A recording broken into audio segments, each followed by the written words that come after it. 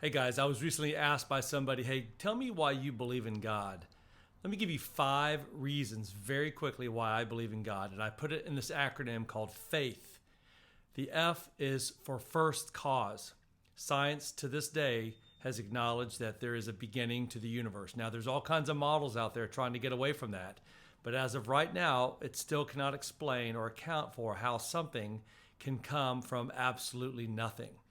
That because there is something, something must be at the source of it. And so we have good scientific through Big Bang cosmology and good philosophical evidence for the fact that there is a first cause. A stands for axiology. Axios is a Greek word that simply means worth or value.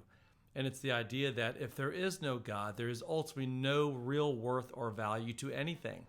That in the long run, everything simply is equally meaningless.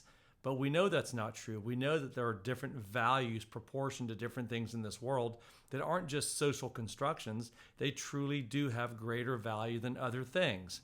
Children have greater value than rocks, not just because human beings say so, but because they really do.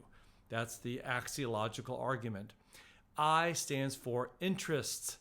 The fact that even atheists and agnostics have great interest in the discussion of God. You will have entire lives and careers by atheists built around arguing against the belief in something. It's really remarkable when you think about it.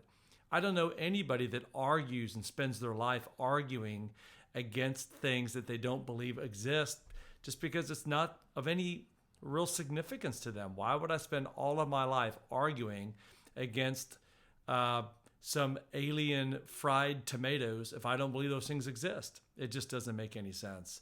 So the fact that there's deep interest in the idea of God among both believers in God and non-believers is an argument that deep inside in the heart and the spirit of man, there is a belief in him. Thirdly, or fourthly, is T, tragedies. Tragedies are tragedies for a reason, and that is because they truly are tragic.